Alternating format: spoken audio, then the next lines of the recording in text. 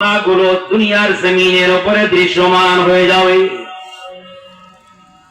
এই গুনাহগুলো যখন প্রকাশ পেয়ে যাবে, আল্লাহর হাবিব বলেন ওই সময় জমিনের ভিতরে ভূমিকম্প সৃষ্টি হয়ে যাবে।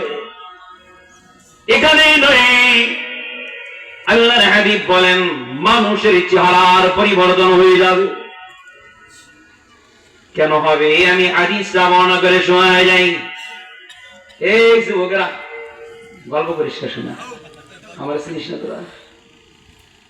আমার বয়ানে গল্প করা যায় না, বাদাম খাওয়া যায় না, এদিক ওদিক করা যায় না, এদিক ওদিক করে না শোনা। হাদিসটা বর্ণনা করেন বিখ্যাত সাহাবী হযরত আবু হুরায়রা রাদিয়াল্লাহু তাআলা।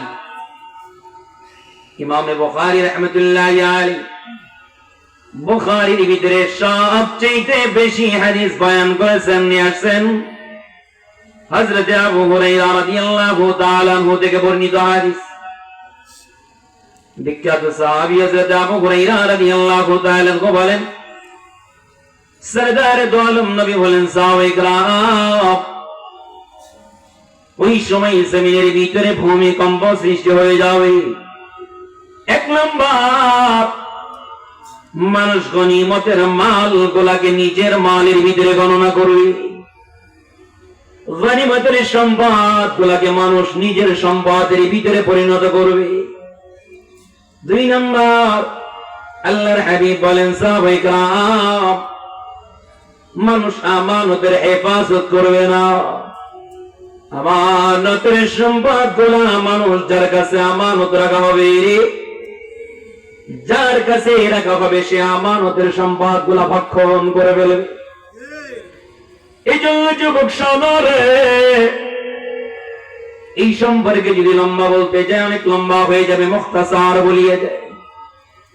সরদারে দো আলম নবী বলেন, قال النبي صلى الله عليه وسلم ألا كلكم راع وكلكم مسؤول عن رعيته। আল্লাহর হাবিব বলেন, উম্মতের আরে তোমরা প্রত্যেকে একজন দায়িত্ববান, প্রত্যেকে একজন আমানতদার। তোমার উপরে রব্বে কারীম কর্তৃক যে দায়িত্ব তোমার উপরে এসেছে, আদালত কিবরিয়াত, সেই জিম্মাদারি সম্পর্কে আল্লাহ তাআলার কাছে জিজ্ঞাসিত হতে হবে। লম্বা ব্যাখ্যা করেছেন মুহাদ্দিসিন একরাম বলেন, এ আমার যুবক ভাই দিল লাগাই শোনো রে, এ হাত কিন্তু আমার নয়, এ হাত কিন্তু আমার কাছে আমানত। চক্ষু দুইটা আমার নাই, চক্ষু আমার কাছে আমানত, কান কিন্তু আমার কাছে আমানত। আল্লাহ তাআলা জবান দান করেছেন, জবান আমার কাছে আমানত, পা আমার কাছে আমানত। এখানেই নেই, বিজ্ঞ মুহাদ্দিসিন একরাম বলেন, আপনার স্ত্রী আপনার কাছে আমানত, আপনার সন্তান আপনার কাছে আমানত, আপনার ভাই আপনার কাছে আমানত, আপনার বোন আপনার কাছে আমানত। আব্বা বাবা বৃদ্ধ হয়ে গেল রে, সন্তানের কাছে বাবা আমানত, সন্তানের কাছে মা আমানত। এই জন্য সরদারে দো আলম নবী বলেন, قال النبي صلى الله عليه وسلم لا إيمان لمن لا أمانة له। আল্লাহর হাবিব বলেন, যার ভিতরে আমানতদারি নাই তার ভিতরে ঈমানই নাই। বড় ঈমানদার দাবি করো রে, বিশাল বড় ঈমানদার দাবি করো, তোমার ভিতরে যদি আমানতের হেফাজতের জিম্মাদারি না পাওয়া যায়, আল্লাহর হাবিব বলেন দাবি করলে ঈমানদার হয় না, তোমার ভিতরে উম্মত ঈমানই নাই। বুঝেন না মনে হয় কথা? এই জন্য আমানতের হেফাজত করা লাগবে। সরদার দো আলম বলেন, উম্মতের আরে মানুষের ভিতরে আমানতের হেফাজতের জিম্মাদারি থাকবে না। তিন নম্বর, আল্লাহর হাবিব বলেন, উম্মতের আরে মানুষেরা যাকাতকে জরিমানা মনে করবে। বর্তমান জামানায় দেখা যায় জাকাত নিসাব পরিমাণে মাল হয়ে গেল রে, বান্দার উপরে জাকাত ফরজ হয়ে গেছে কিন্তু জাকাত দেয় না। যারাও জাকাত দেয় শতকরা 50 জন মানুষ, শতকরা 50 জন ব্যক্তি যারা জাকাত দেয় 100 এর ভিতরে 50 জন ঠিক মতো দেয় না।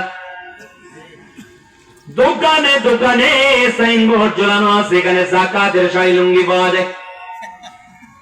কথা কয় না ঠিক? এই গান শুধু হোক, ওই দোকানে জীবনে কোনোদিন যাবেন না। জাকাতের মাল কি আবার আলাদা নাকি? ধোকাবাজি সলসাতুরি শুরু হয়ে গেল রে। এত লম্বা নেই, এটা গেল 3 নম্বর। 4 নম্বর আল্লাহর হাবিব বলেন উম্মতেরা পুরুষেরা এই মহিলাদের আনুগত্য করবে, স্বামী স্ত্রীর কথায় উঠা বসা করবে। পক্ষান্তরে আল্লাহর হাবিব বলেন সন্তান ছেলে সন্তান মায়ের কথা শুনবে না, মায়ের আনুগত্য করবে না, স্ত্রীর আনুগত্য করবে।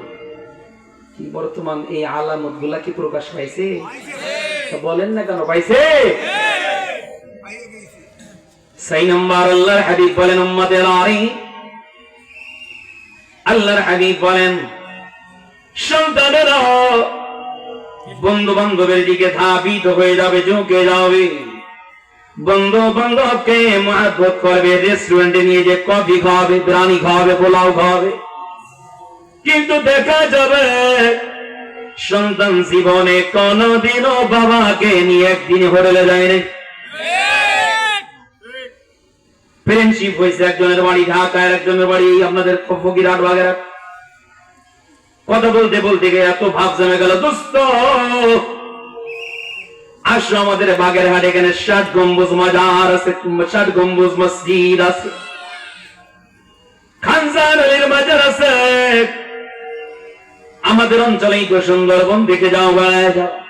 কিন্তু ওই সন্তান জিন্দেগিতে কোনদিন বাবাকে বলে নাই ও আমার বাবা চলো যে একজন খানজান আলী রহমতুল্লাহ আলাইহির মাজারটা জিয়ারত করে আসি।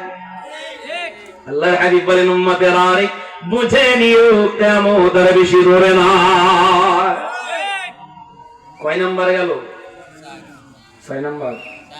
7 নাম্বার গেছে। দিল দিয়া বয়ান শুনবেন। এরপরে সরদার দো আলম বলেন উম্মতের আরে যাদের নৈতিকতার পদস্খলন ঘটে গেল, ভালো করে বুঝবেন এইটা, যাদের নৈতিকতার পদস্খলন ঘটে গেল রে, অর্থাৎ যাদের চরিত্র নষ্ট, সমাজের ভিতরে জিনা করে, দুর্নীতি করে, সমাজে মানুষের উপরে জুলুম করে, মানুষের কাছে চাঁদা তুলে খায়, এই মানুষগুলাকে ভয়ের কারণে নেতাদেরকে মানুষ সম্মান করবে।